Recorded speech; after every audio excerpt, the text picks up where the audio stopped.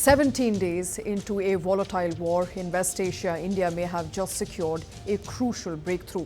At a time when shipping lanes were under threat, 3 Indian vessels have managed to safely navigate the Strait of Hormuz. The LPG tanker Shivalik has already crossed, Nanda Devi followed, and a third Indian ship is now en route. These movements come after a calibrated diplomatic push led by Prime Minister Modi and External Affairs Minister S. Jaishankar.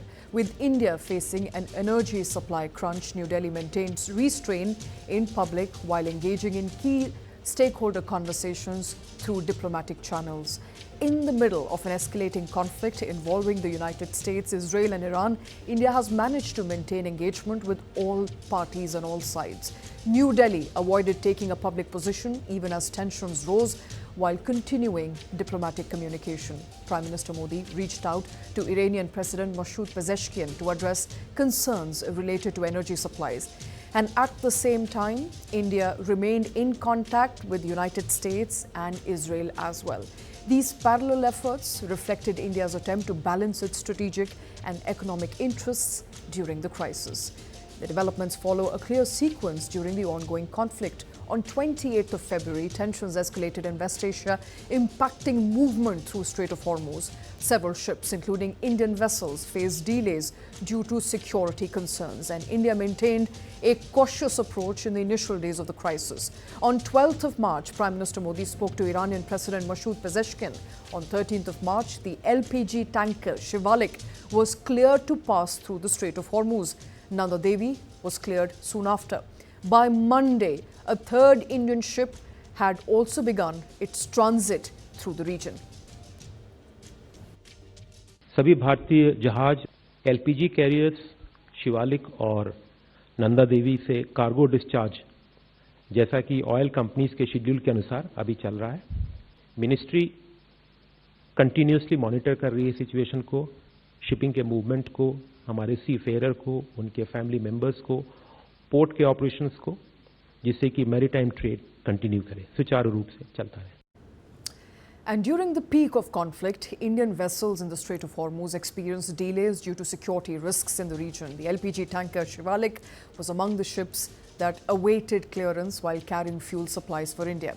Nanda Devi was also held in the region under similar conditions. A third Indian vessel was delayed as tensions continued, and following diplomatic engagements, Shivalik successfully passed through the strait. Nanda Devi completed its transit soon after, and third ship has now started moving through the strait, indicating an improvement in access for Indian vessels. At a time when India is facing an LPG shortage in several cities, these vessels play a critical role in maintaining supply. India is one of the largest importers of LPG and depends heavily on external sources for crude oil. The Strait of Hormuz is a key route for energy shipments into the country.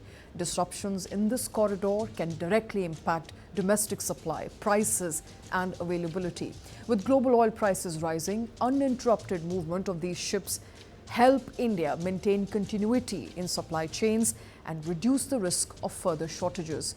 India is now pulling in oil shipments that were never meant for it. At least 7 tankers carrying Russian crude originally bound for China have changed course mid-journey and are now heading to Indian ports. One of the key vessels, Aqua Titan, reversed course in mid-March and is now expected to dock at New Mangalore soon. Another tanker, Zuzuen, is heading towards Sikka in Gujarat.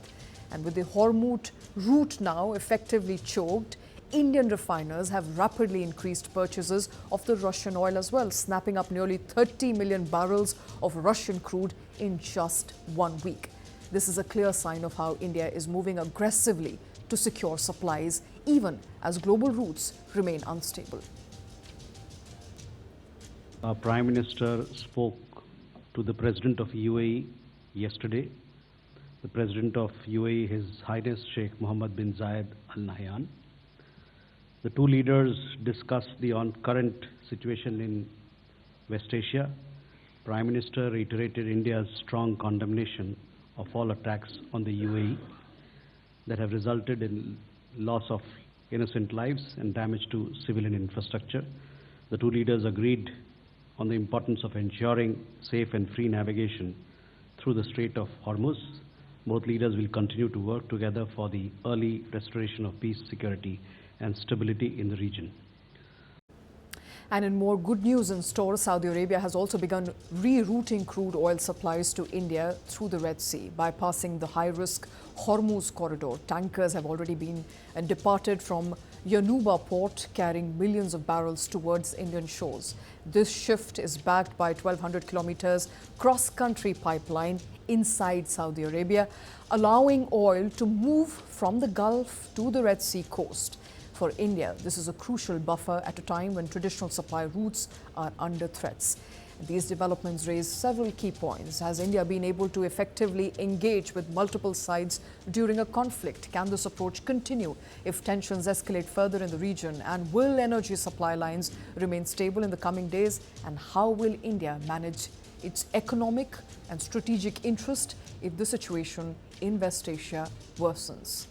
Joining me on the show is Ambassador Veena Sikri, former Indian diplomat. Also with us is Air Commodore Ashminder Singh Bahel, defense and geopolitical expert. Also will be joining us shortly is Dr. Amlendu Misra, is a professor of international politics at Lancaster University. I want to come to you first, Ambassador. We've been speaking to you, of course, over the course of last many days, but the situation today is dramatically different, ma'am, as compared to what it was a couple of days ago for India specifically, with at least 3 Indian-flagged vessels being allowed to pass through Strait of Hormuz. Would you consider this an initial win for India's diplomacy? Strong and very, very specific diplomatic win for India, where the negotiations by our leaders, by Prime Minister Modi, by Foreign Minister Dr. Jaishankar, and by Minister of Petroleum Shri Hardeep Puri, they have been in touch with all their counterparts in these countries and have ensured access for Indian vessels to cross the Straits of Hormuz without any kind of difficulty or any kind of fear of harm or threat of attack. I think this has been a great diplomatic victory for India, and it shows it's a critical success. It is a critical success because for India's energy security, for the right for India to purchase energy from where it's the most it's the best available, the cost is the best, and also the availability, the physical availability in terms of safe passage is also available. We have been able to ensure that. We all know that just a few days ago, when there was the critical situation about the Straits of Hormuz, there was such a great deal of uncertainty in India, all kinds of lines forming with people wanting their supplies of LPG, and so much fear of people trying to do black marketing and hoarding. All kinds of apprehensions were there. But within 2 days, this has all calmed down now. And it's back to normal because it is very evident that thanks to the negotiations held by our leaders, the availability is ensured. There are still further Indian ships in the Straits of Hormuz, but it's going to be a constant negotiating process, a constant discussion. And we are sure that because of the initial successes that we have for these 3 vessels that you have outlined in such detail, there will be further successes for other vessels which are there, and we will be able to secure a constant, regular, steady supply of petroleum and natural gas products for the Indian market to make sure that there is no difficulty of any kind for the Indian people, for Indian industry, for Indian manufacturing, and all that has been ensured so far. This is definitely a strong success for the government, for all the ministers involved, and we are sure that it will be repeated now. We hope that the links will continue. You just recalled how our Prime Minister has spoken to the President of UAE, and surely there will be a positive outcome in this. Thank you. Positive outcome, in fact, already being seen on ground. Air Commodore, India has maintained strategic ties with Iran, Israel, and United States. It is in communication with all of these 3 countries in the midst of a war. Is it a diplomatic line that India can continue to take moving into weeks to come if the war continues, or do you believe this risks alienating India in the long run? Absolutely. Environment primarily because the electricity has gone. Do you hear me? Can you hear me? Yes, sir, we can hear you. Okay, so yes, it's a kind of a great victory, primarily because we have been following the policy of strategic autonomy, which is based on primacy of our national interests. And this is the reason when we have not taken any sides. And initially, what appeared to be was that there were, balance required between three different and diverse requirements. One side is the Gulf countries that are giving us the oil and energy, and it's not just the oil and energy, ma'am. There is a very important aspect of sulfur as well as fertilizers. Absolutely. We get Methane, about three. methane We as get well. Yes. Absolutely, absolutely. So our food security is also dependent on this. It's that critical. And now the Gulf countries that give this, that is Saudi Arabia, gives us close to 3 million plus metric tons of DAP fertilizer. And when we are looking at simultaneously managing America and Israel, and on the other side, Iran, and though we kept quiet initially, primarily understanding and allowing the situation to develop so that we could engage with all the actors in this situation, and we didn't jump into the boiling pot, and we found that commence with Iran and with, just to highlight to you one aspect here, power support for US under Trump regime has dropped by 79 over. And at this period of time, if India's support has increased, whether it was Russia-Ukraine war or whether it is the midst of a fiery Iran war that is continuing, we have been able to get 3 ships out, which means 2 from the west and 1 from the east. And 23 may be still, 25 may still be there. But the point, and very important point, is that we are able to get out after China and Russia. We are the only third country, whereas nobody else is able to get out from there. And it's not just this. We are talking from the BRICS side with the Sherpa summit, which was conducted on 20. I stand corrected, on 12th March. We were discussing at the secretary level, Ministry of External Affairs. Secretary Relations was talking to both UAE as well as Iran. And right now, there is the hottest war going on between the two countries. Right. And we are talking with them simultaneously in a dialogue, and that too involving. All right, I think we've lost the line there with Air Commodore, but Ambassador Sikri, I think, Air Commodore also referring to India's diplomacy, which to a lot of naysayers in the very beginning appeared to be a diplomacy of keeping its own distance, analyzing their position, knowing that Iran and US and Israel, all three countries that India have great ties with, are now currently at war with each other. And I think it's paid off, as we discussed initially. But I have to ask you, is this a one-off success, allowing at least 2 ships to pass through Strait of Hormuz, so coming from the west, one coming from the east, or could there be sustained access? And if there is sustained access, would Iran look for some kind of quid pro quo? First of all, it is a success in the sense that, yes, this time they have allowed 3.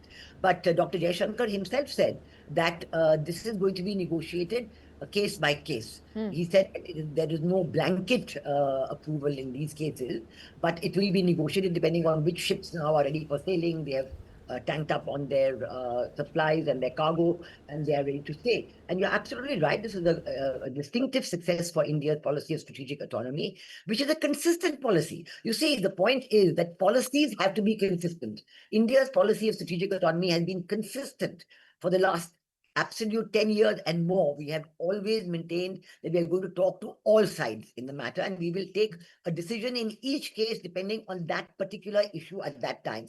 And it will not preclude our continuing a dialogue with other countries, other participants in the dispute, or with other cases. So whether it is the Hamas-Israel conflict, whether it is the Ukraine conflict, and now, of course, the Iran-US-Israel conflict, India has always been in touch with all sides. And because of that, and because of our good relations and our consistent good relations, the importance of our energy security has been able to be secured through our policy of strategic autonomy. And I think that this success will be followed up because, you just said that, we are in touch with all players day by day as we speak. Our Prime Minister has spoken earlier to Dr. Masood Pezeshkian, also of Iran. Our External Affairs Minister has been in touch with the Foreign Minister of Iran, Mr. Arakchi. And similarly, Prime Minister and Dr. Jaishankar have been in touch with the leaders of all the Gulf countries, one by one, explaining the situation, saying what is our view on the situation which is there, and pushing always for dialogue and diplomacy, calling for a cessation of hostilities, requesting that nothing should be done which will further exacerbate the hostilities and the situation. We do know that the situation is getting worse. There are massive strikes today on various Iranian targets, and we do know that the Americans are saying that their special marine force of about 2,500 troops is headed towards the Gulf. We know that on the island of Kharg, which is a key export terminal for Iran, where the vast majority of the exports goes to the island, the American bombing has destroyed a lot of the surface infrastructure, but the oil infrastructure has not been touched so far. And I suspect that these Marines who are coming will try and grab control of Kharg 100%. that that would be America's effort to get control of not only the Straits of Hormuz, but of Iran's own key export terminal. So all this is there. This is unfolding as we speak. But in the meanwhile, India has been very consistent in following the situation carefully, in maintaining its policy of strategic autonomy, and on that basis, we have achieved a success. So we will we have every reason to hope that it will continue. These successes will continue. Okay. And we will be able to secure passage, safe and secure passage for additional tankers, whether with oil, whether with LPG, and that these will successfully reach India to prevent any kind of difficulty for the Indian citizens and to ensure our energy security. All right, it is a success undoubtedly, Air Commodore.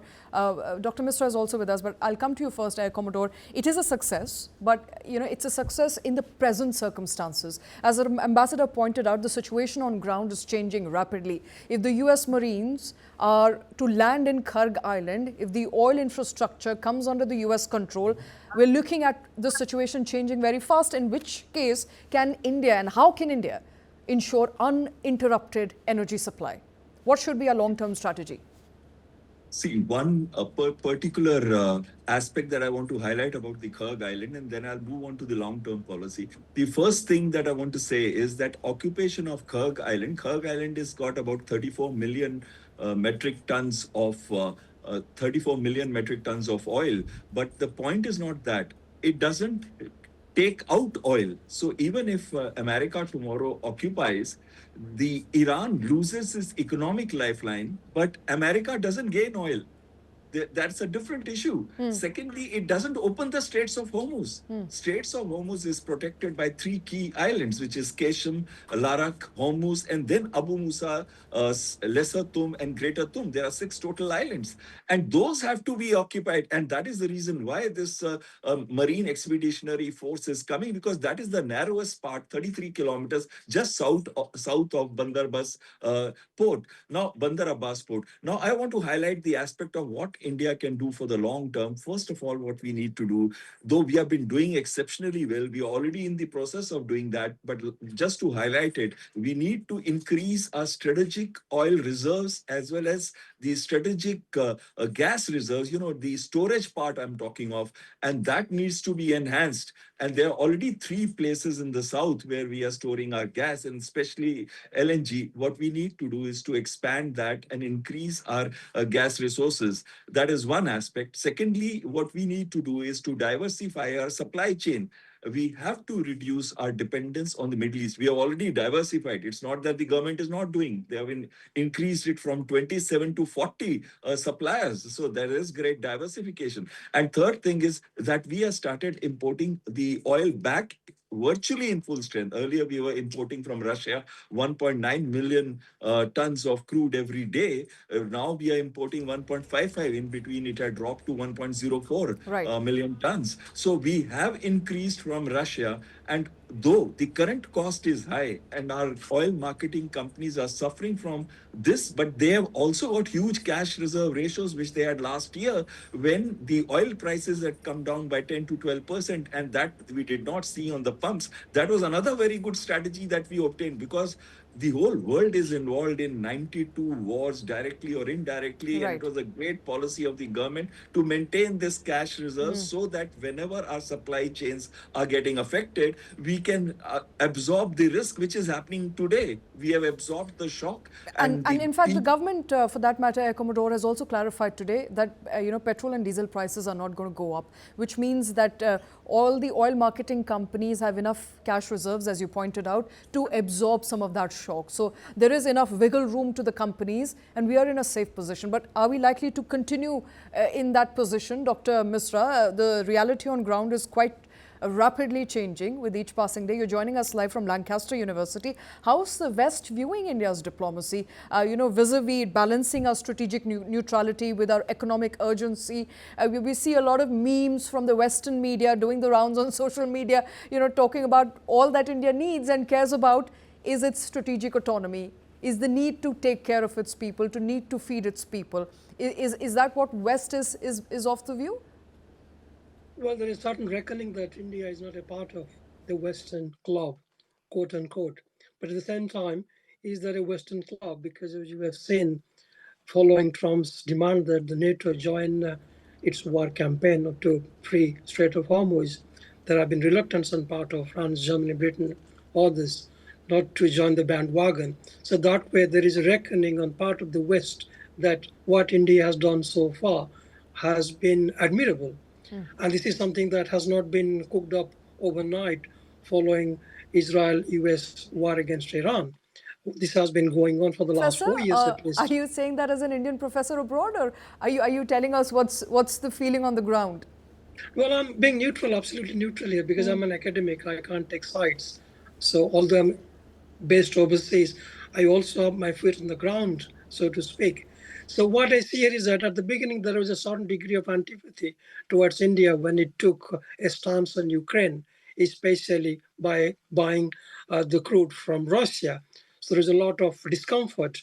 And the foreign minister of India justified it by suggesting that we are independent in terms of our energy sovereignty. We are a rising power, so we can do what we want to do. So we have permanent interest and we don't have any permanent enemies. So now, if you look at one of the arguments that is being pushed forward by New Delhi, is that it is following something called value-based realism. So value-based realism implies that it doesn't want to be sort of pointing fingers at anyone. And what is very critical here to realize is that India hasn't condemned the attack on Iran. India hasn't condemned the attack by Iran on Israeli and Gulf interests.